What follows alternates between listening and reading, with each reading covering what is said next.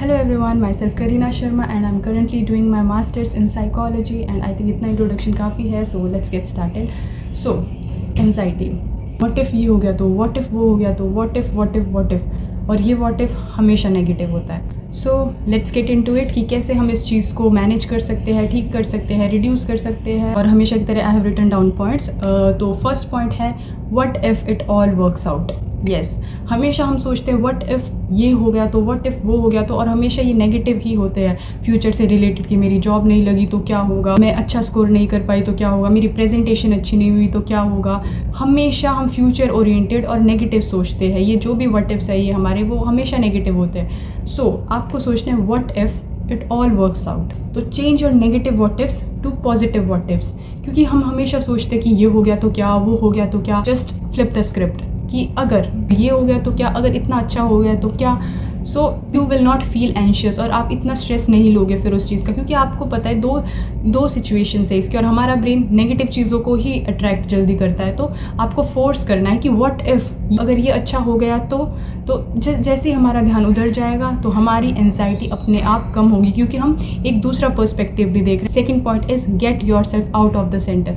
तुम लोगों की लाइफ में मेन कैरेक्टर नहीं हो. Sorry to break the news to you but तुम लोगों की लाइफ में मेन कैरेक्टर नहीं हो. अपनी लाइफ में हो सकते हो बट लोगों की लाइफ में नहीं हो. तो फिर ये सोचना बंद कर दो कि उसने क्या पता मेरे बारे में ये बात की हो, क्या पता वो मेरे बारे में ऐसा सोच रहा हो, वो सोच रहा हो, सो सोच रहा हो.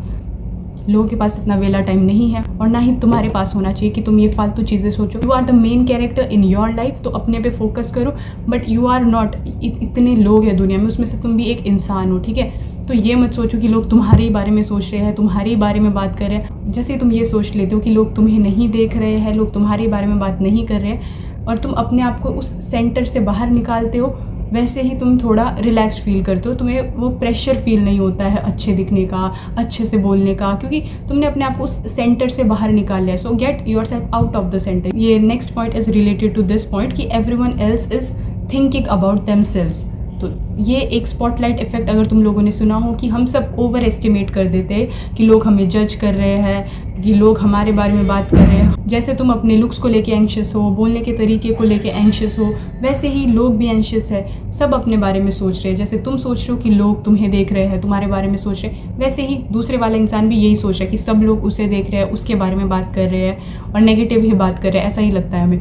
जब तुम्हें ये चीज़ पता चल जाती है कि सामने वाला भी वैसे ही सोच रहा है अपने बारे में, तो फिर तुम्हें उतना एंशियस फील नहीं होता है. तुम्हारी एंजाइटी कम होती है क्योंकि तुम्हें जब पता है कि सामने वाला भी उतना ही एंशियस है, उतना ही डरा हुआ है और वो अपने बारे में सोच रहा है, तो तुम फिर सोशल सिचुएशंस में एंशियस फील नहीं करोगे.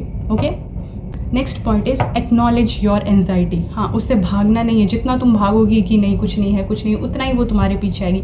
एक्नॉलेज करो कि हाँ मुझे अभी एंशियस फील हो रहा है. जब आप उस चीज़ से भाग रहे हो तो वो चीज़ पीछा करती है. जब उस चीज़ से आप भाग ही नहीं रहे हो, आपके ही साथ है वो, तो वो क्यों पीछा करेगी आपका. तो पीछा कोई चीज़ तभी करती है जब आप उस चीज़ से भाग रहे होते हो. तो एंजाइटी से भागना नहीं है. एक्नॉलेज करो कि ओके आई हैव एंजाइटी. क्योंकि जब तुम एक्नॉलेज करोगे कि तुम्हें एंजाइटी है, उसी के बाद तो उस पर तुम काम कर सकते हो. जब तक तुम रियलाइज़ ही नहीं करोगे कि तुम्हें एंजाइटी है और तुम उससे भागते रहोगे और तुम सोचोगे कि बस ये नॉर्मल सी चीज़ है, तब तक तुम उस पर वर्क कैसे करोगे. जब इसको इस एग्जांपल से समझो, जब तुम्हें खुद से रियलाइज़ होता है कि तबीयत थोड़ी ज़्यादा ख़राब है, तब तुम डॉक्टर के पास जाते हो. जब तक तुम अपने आप को ये बोलते हो कि नहीं तबीयत ठीक है, इतनी भी ख़राब नहीं है, तब तुम नहीं जाते हो डॉक्टर के पास. वैसे ही जब तक तुम एक्नॉलेज नहीं करते कि तुम्हें एंजाइटी है, तो तुम उस चीज़ को ठीक करने के लिए स्टेप ही नहीं लोगे. तो एक्नॉलेज कि तुम्हें एंजाइटी है. पहली बात तो जब आप एक्नॉलेज कर लेते हो, आधे से ज़्यादा प्रॉब्लम वहीं सॉल्व हो जाती है कि तुमने मान लिया. क्योंकि जब तुम रेजिस्ट करते हो उस चीज़ को कि नहीं है ये चीज़, नहीं है मुझे एंजाइटी, तो फिर वो और ज़्यादा फील होती है और वो आपका पीछा करती है. बट जब एक्नॉलेज कर लिया है तो फिर उसके लिए आप स्टेप भी लेते हो. Next point is be mindful. Mindful का मतलब है कि तुम जो भी काम कर रहे हो उस टाइम पे अपना फोकस उस चीज़ पे रखो.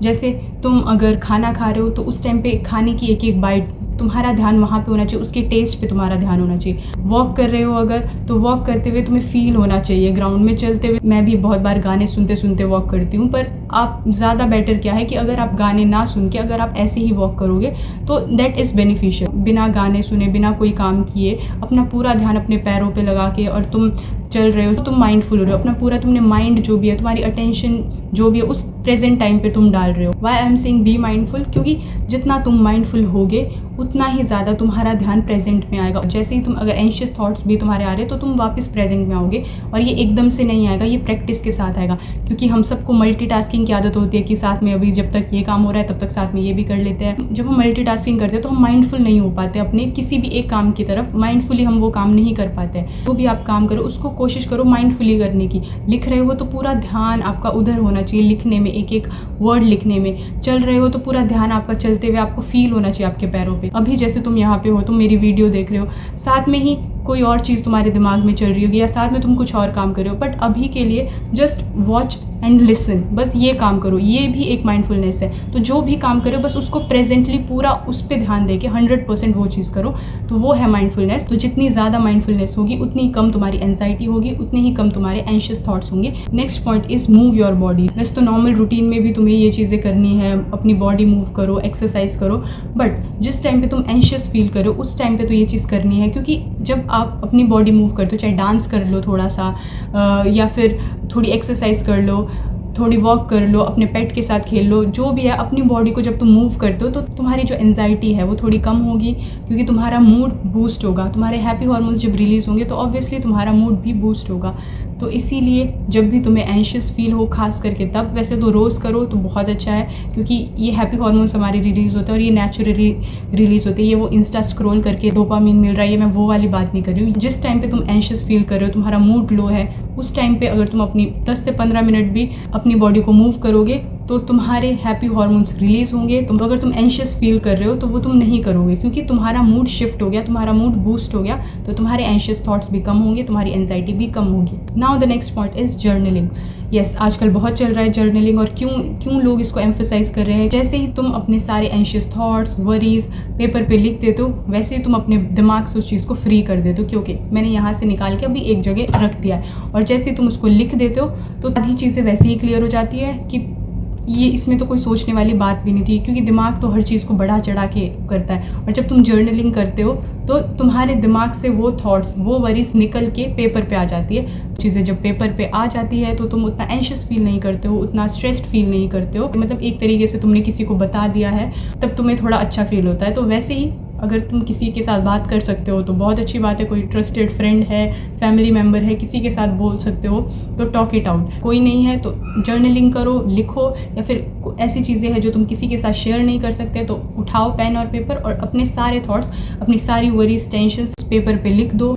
तो जब दिमाग से निकाल दिया है तो फिर वो बेफालतू के एक्स्ट्रा थॉट्स वो नहीं क्रिएट करेगा। और जर्नलिंग भी एक तरीके की माइंडफुल प्रैक्टिस है कि आप लिख रहे हो अपने थॉट्स, तो आपका ध्यान पूरा उधर है। जर्नलिंग करने से आप प्रेजेंट में आते हो, आपको अपने इमोशंस के बारे में पता चलता है कि okay I am feeling this, and कई बार आपको रीजंस भी पता चल जाते हैं कि क्यों फील कर रहे थे। और लिखते लिखते फिर हम लास्ट में, एंड में हम पॉजिटिव नोट में ही मोस्टली लिखते हैं। अपने आप को मोटिवेट करते हुए ही एंड करोगे, और नहीं कर रहे हो तो भी अपने दिमाग से तो आपने उस चीज़ को निकाल दिया है, तो रिलैक्स्ड और एंजाइटी आपकी कम होगी और आपके एंशियस थॉट्स कम होंगे, आप एंशियस फील नहीं करोगे। सो हम सब एंशियस फील करते हैं किसी ना किसी पॉइंट ऑफ टाइम में, बट द डिफरेंस इज़ कि कुछ लोग गलत कोपिंग स्ट्रेटजीज़ यूज़ करते हैं, गलत चीज़ें यूज़ करते हैं, चाहे अल्कोहल हो गया, ड्रग्स हो गया या कुछ भी, और कुछ लोग सही चीज़ें यूज़ कर रहे हैं। तो राइट वे यूज़ करो इसको कोप करने के लिए, क्योंकि हम सब फील करते हैं एंशियस, बट उस चीज़ को आपको कितनी देर तक खींचना है, किस तरीके से आपको ठीक करना है, क्योंकि कोप तो हम सब ही कर रहे हैं, चाहते ना चाहते हुए हम सब कोप कर रहे हैं। कोई नेगेटिवली कोप कर रहा है, कोई पॉजिटिवली कोप कर रहा है, तो कोपिंग स्ट्रेटजीज सही होनी चाहिए।